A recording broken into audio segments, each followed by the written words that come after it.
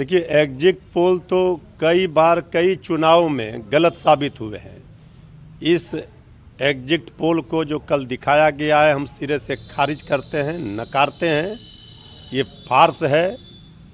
और जो exit poll है जनता का, बिहार की जनता ने जो बदलाव के लिए वोट किया है, बिहार के भविष्य को बनाने के लिए, बिहार को बचाने के लिए वोट किया है, वो 14 नवंबर को दिखेगा जब एग्जिट पोल आएगा। ये एग्जिट पोल पर किसी को भरोसा नहीं है। ये किसके इशारे पर दिखाया जाता है, क्यों दिखाया जाता है, सबको पता है। 2015 का क्या हुआ था, 2020 में क्या हुआ था, ये सबको पता है। कई एग्जिट पोल में महागठबंधन की सरकार बनती हुई दिख रही है और 200 पार महागठबंधन जा रहा है। तो इसलिए ये एग्जिट पोल पूरी तरह से सेट किया हुआ है, प्रोपगंडा है। इस एग्जिट पोल पर जनता को कोई भरोसा नहीं करना चाहिए।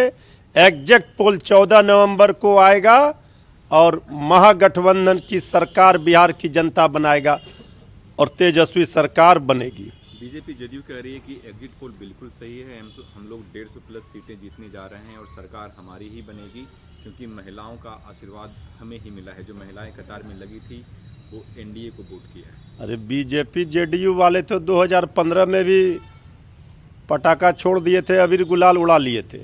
इसके बाद क्या हुआ था? तो 2 दिनों तक ये सरकार बनाए, एग्जिट पोल वाली सरकार, बीजेपी जेडीयू। एग्जिट पोल वाली सरकार हम बनाएंगे, श्री तेजस्वी यादव जी मुख्यमंत्री का शपथ लेंगे। प्रशांत किशोर कहीं नहीं दिख रहे हैं एग्जिट पोल में। पानी के बुलबुले की तरह जो थे आए और गए। राजनीति सबके बस की बात नहीं है। और 14 नवंबर को तो पता ही चल जाएगा।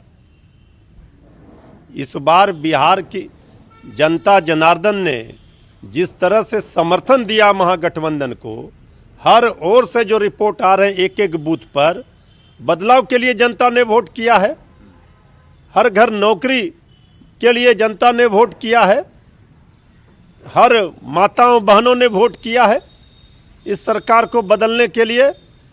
तो 14 नवंबर को इस सरकार की, एनडीए सरकार की, डबल इंजन की नीतीश सरकार की विदाई तय है और तेजस्वी सरकार आएगी। राज तिलक की हो गई है तैयारी, अब की बारी तेजस्वी भाई। दिल्ली ब्लास्ट में एक नया अपडेट आया है। जो होम मिनिस्ट्री के पास एक केस था, अब वो एनआईए को उन्होंने सौंप दिया है। नहीं, ठीक है। देखिए, दिल्ली ब्लास्ट के मामले में अब तो एक दिन बीत गए, परसों रात में ही हुआ था।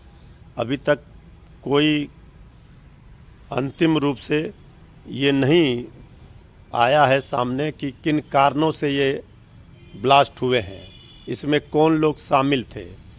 तो केंद्र सरकार को चाहिए कि इसकी तहकीकात जल्द करके और दोषियों तक पहुंचा जाए। उन किन कारणों से हुए इसका पता किया जाए और दोषियों के ऊपर कड़ी कार्रवाई होनी चाहिए। दिल्ली में, केंद्र में, दोनों जगह सरकार में तो बीजेपी है। तो आखिर ये ब्लास्ट दिल्ली में क्यों हुए, इसकी जांच जल्द से जल्द होनी चाहिए। और इसके लिए कौन जिम्मेवार है, कहाँ लापरवाही हुई, किनकी चूक हुई, ये सब चीज़ों को सामने लाना चाहिए, कार्रवाई होनी चाहिए।